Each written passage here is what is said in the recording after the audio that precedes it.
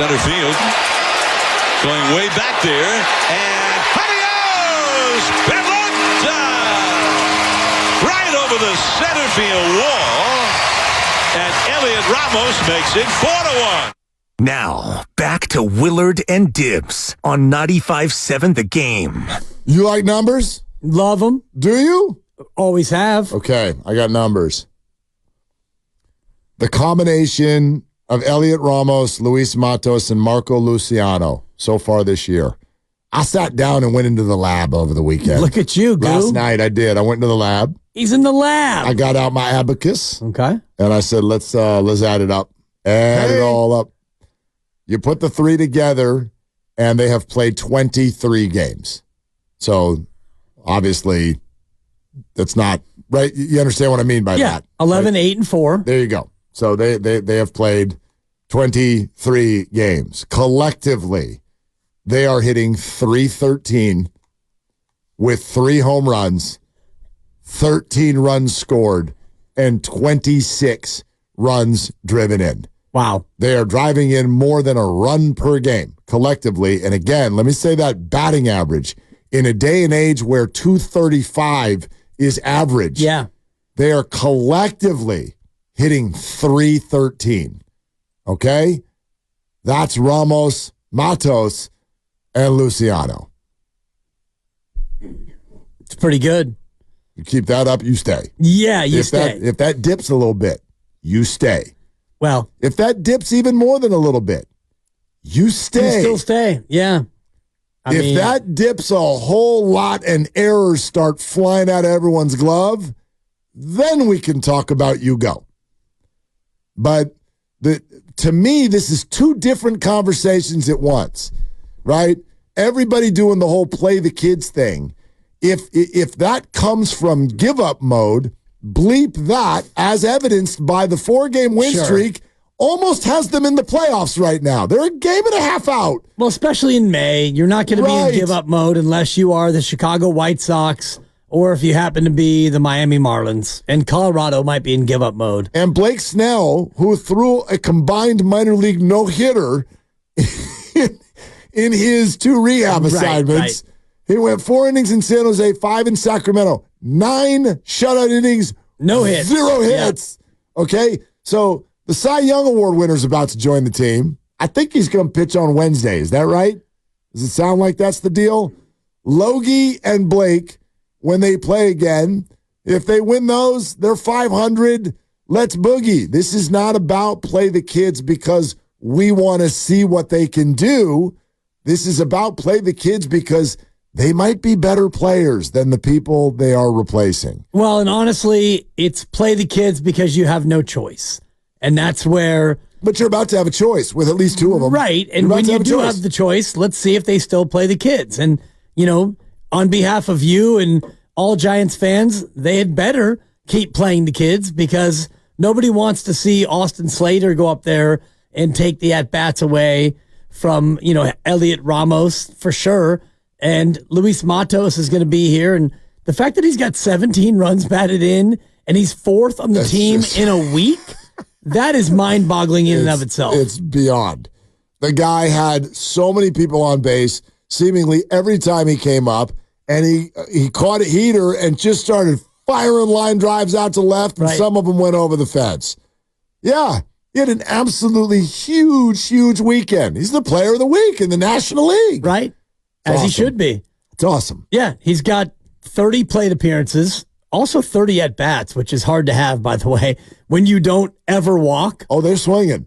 Oh, he swings. They're up there looking to hit the ball. He's only struck out once. Soler, too. By the way, let's not get this lost in the whole thing. Soler comes back and starts to look like Soler. And Matt Chapman, I think, has reached base 40,000 times in a row or something. No, for real. There was a moment yesterday where it had been 11 straight plate appearances that he had reached base. He looks fantastic all of a sudden. So, yes, the kids are at the center of this, but also at the center of this, some other guys started to move the ball around the yard a little bit as well. Right, and that's part of the sense of baseball where it does become contagious, where the lineup is starting to produce and you've got guys on base and you got the pitcher in the stretch. And so hitting can be contagious in that way. And also making outs can be contagious. And that's what this team was for the first month of the year. Well, so's coming back. I want to thank one of our Andis on YouTube just asked, hey, how'd it go with the fam Friday night? It wasn't actually the fam. It was date night. It was just me and the lovely Christy. Yeah. And we went and we found out that some very good friends were in the building, and we went to go meet them up in left field at Pete's because we always got to go get a coffee to make sure that we're bright-eyed and bushy-tailed on a Friday night. You guys are such nerds. For baseball. Thank you. I love it. And I go get a big iced coffee, and it's 40 degrees, and everyone's like, what the hell's the matter with you? And I said, just give me the damn ice in the coffee because I don't like hot coffee. I don't like hot drinks. So go get a huge iced latte, and we're sitting out there chatting it up with the friends. And if you're on that platform up there by Pete's and underneath, you can't really see the whole field. All I keep hearing is moaning.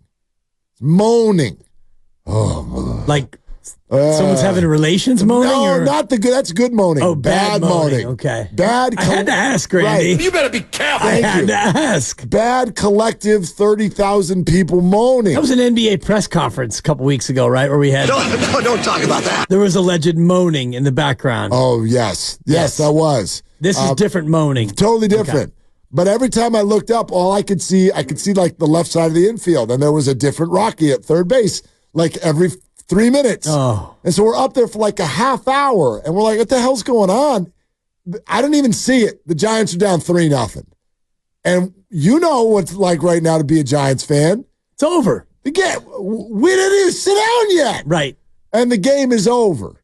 And then the Giants come back, and they get a run, and you're like, okay, it's 3-1. Let's play some ball.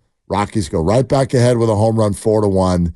The cold is starting to bite a little bit more, and you're like, this stinks. And they battled back. There's wins, and then there's come from behind wins. Wins in baseball when you're down by 3 or more, and that changes everything. I think that Friday night game, obviously the Wednesday game is the one we're going to point to, right? Where Logan Webb stood up to the Dodgers. That's going to be the one. After bases loaded in the first. Exactly. That's the one. That's the one. But I think these things are all a chain link fence. And so, yes, they've only beaten the Rockies. It's only 4 home games. There's no time for celebration yet. But that looked, over the last 4 games, like a completely different baseball team. No doubt. And, you mentioned it. You fall behind 4-1, and then it's 4-2, and even when the Giants go up 6-5 in that game or 6-4, then the Rockies strike back, and I'm sure there was feelings in the stadium of, okay, here we go. Yeah. You finally got 6 runs, and you're going to find a way to lose this, but then they added on the 7th and the 8th, and it just feels different watching this lineup. Like there is hope at the bottom of the lineup with the youngsters. Well, and I'm wanting those starters to come back because Mason Black, that was not a great experience, and Keaton Wynn had been struggling, and now he's hurt, and so I'm starting to ramp up the urgency of what I really thought was going to be the Giants' strength. And let's think about it. And we should try to get an Alex Cobb update sometime soon, because if this team does within the next handful of weeks, if they add Blake Snell and Alex Cobb to 3 starters who are legit doing well, from Webb to Hicks to Harrison, if you add in Snell and he starts to look like Snell and Cobb returns, and then you're about a month away until maybe Robbie Ray returns, now you're loaded for bear. Now you're ready to do the darn thing, because that sort of revolving door of the 4th and 5th spot in the rotation, it started out okay, and now it's starting to not be okay, and I think that's the Giants' strength. If those guys pitch like themselves, dude, they're going to be in every single ball game. They're going to win a lot of games if that's your 5-man rotation and they're all healthy and pitching well. Yeah, and it looks like the bullpen is starting to get shaped now, and you're starting to get some roles defined. And, Sean Jelly's been really good as the long man. And, you look at, the Twins, who are a little bit up and down, but you know that they're going to be there once they can kind of find their way. And Walker's been great, and Doval's been lights out in the back end. So Eric Miller looks like he's got good stuff. Yeah. Like, just don't stop walking people. Sure. Doval, by the way, Giants fan question. Okay. Was this a bad thing to do? Okay, so Did they turn the lights out yesterday afternoon? Well, no. So we're there on Friday night. And remember I told you we're up there having Pete's with friends.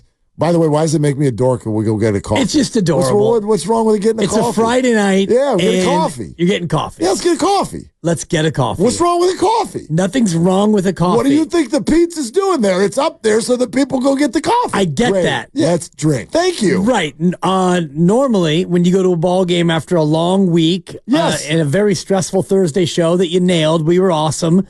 You go to a game on Friday night, maybe you might, I don't know, have a beer. You might. But you don't. Unless you're coming off of a double cocktail Thursday, buddy. Double cocktail, okay? yeah. And you know me, 2 drinks a week. Oh, that's it. Pretty much. Pretty much. I had some wine over the weekend. We're good. And I'm not saying that being a dork is not a bad thing. Well, no. It's you know what? You're like the Sacramento Kings of radio hosts. You know what that makes you, right? Adorable. And I can see you and Christy up there in section 132 getting your coffee. She had a little beanie on. Cheersing. I saw the picture. Did you see the picture? She posts it, and then you post her post. It's a good and picture. And then she reposts your reposting of her post. I want to thank whoever that lovely lady was who put it on the women, they put it on like portrait mode or something happens. You're like, what'd you just do? That looks beautiful. You look good. Yeah, the angles. People understand this. Some people don't understand this. I just grab the phone and I'm like, click. There you go. There you have it. Other people, they're like, watch this. Whoop. And you're like, damn, you made us look younger somehow. Like, how did you do that? Anyway, whatever. My point was, what was my point? Your point was, Doval. Yes, thank you. Doval was your point. Thank you. My point was, you're adorable. Thank you. It's a great point. So we go up there and we're talking to my friends, and they've been to a few more games, night games, than we had so far this year. And lovely Elaine, our friend, she goes, hey, we were here for the Doval light show a few nights ago. She's like, it's pretty sweet. It's pretty sweet. And I felt bad because I kind of, among the 8 things that I screamed about last week, I'm like, a light show? Like, dude, get a concert out here. Like, lose your mind. Make it a big, big deal like the Mets do with Diaz, although he's pitching like crap. So anyway, you got to be careful there. But I haven't seen the light show yet. So my Giants fan question is this. The Giants are going into the bottom of the 8th, and they're up 8-5. The bases are loaded with 2 outs. Matos is at the dish. I was rooting for him to make an out. I was rooting for him to make an out because I wanted to see the light show. Man. But I knew it. I looked at him and I go, that little buck's on a heater. He's got runners on base. He's going to flip one out to left field. Whoop! Right over the third baseman's head. I went up. Crying out loud. There goes my light show. My light show. So, Bob James or some other reliever came in for mop-up duty, and I'm like, let's walk. We're out of here. Let's go. You didn't even stay. No, we stayed there were 2 outs in the 9th, and no one was on. I'm like, let's beat everybody. The Giants have got this. They're a dominant baseball team. Randy Rodriguez. Yeah, Randy came in. Randy doesn't get a light show on 5? No, there's no light show for Randy. It's just like, hey, everybody, it's Randy. But Doval, it's like everybody turn off everything and stop what you're doing. And I wanted to see it.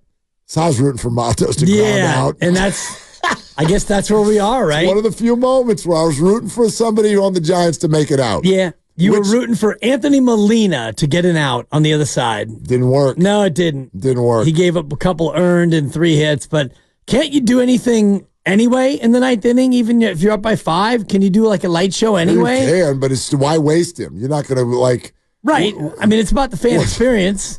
Wait, so are you suggesting bring Doval in anyway, or are you suggesting do the lights anyway? A Randy light show? Exactly. Yeah, say Randy. Ladies and Randy Rodriguez. Randy. Yeah, you can't do a light show. People are like, who are you? Turn the lights on. I don't know who that is. Right. Who is it?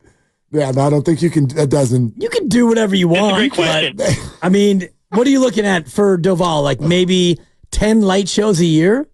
Oh, no. More than that.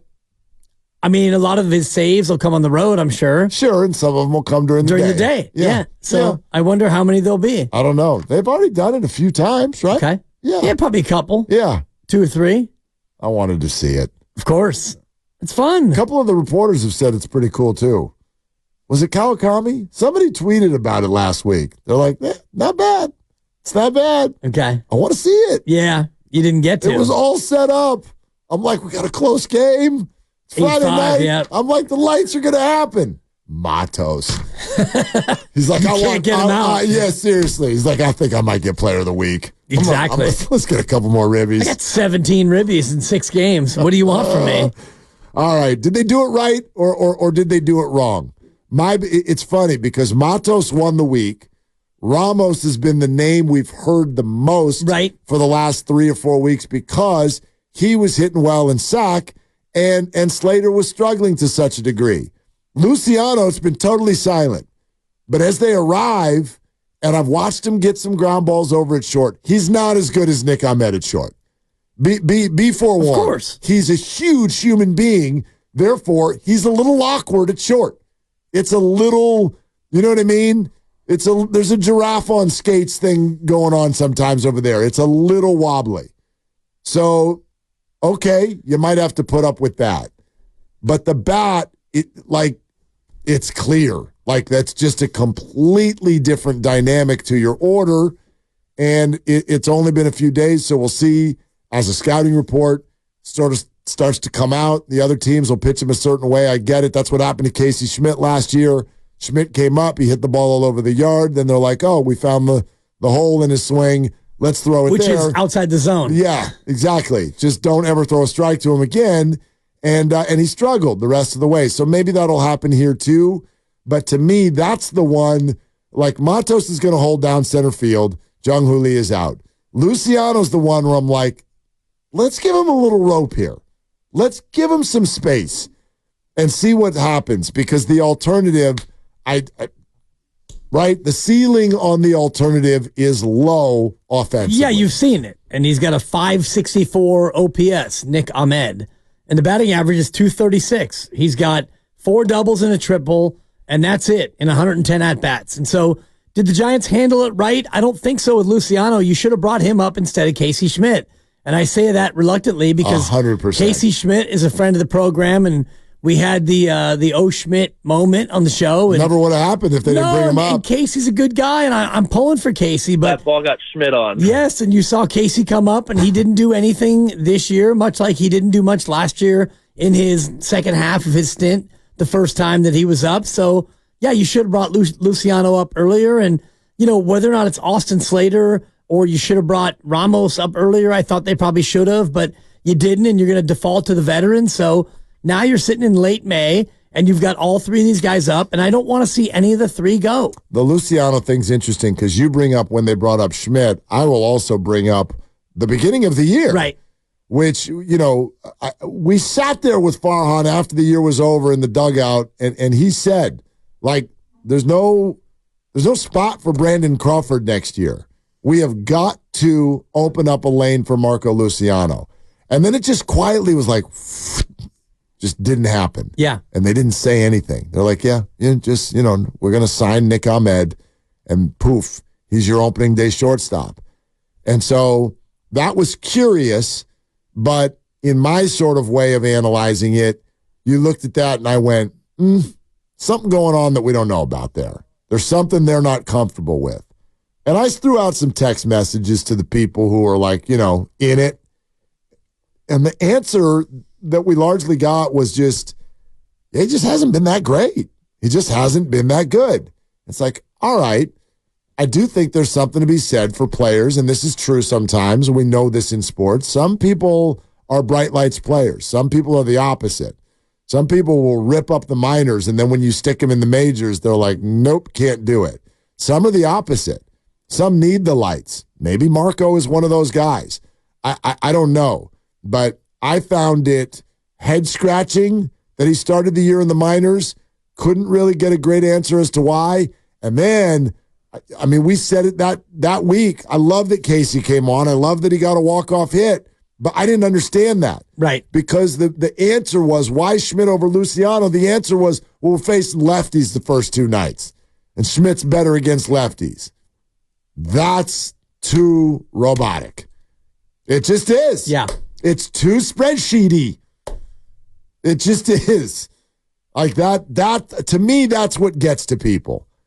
We're not going to bring up our number one prospect because over the next 28 hours, we're facing a couple of lefties. Come on. I think you got to think bigger than that. You do, and I think bigger picture would be figuring out what you're going to do with Casey Schmidt long term. And if he's not the answer, if Marco Luciano is the answer, and Schmidt's having trouble hitting at the major league level, is he really going to be your future third baseman? Maybe. I mean, I don't know. Keep seasoning. Right. You got Matt Chapman for now. You do. Right. And maybe next year too. So you can keep Casey down there for as long as you need to. At 25, it feels like, his clock's ticking a little bit, and Luciano at 22. If he's going to pop now and be your new shortstop, then so be it. And Casey may not be a major league hitter. Like I'll tell you that's been their question for 2 years now. For sure. Can Casey hit at the big league level? That's been a question. It continues to be one. His glove is fine.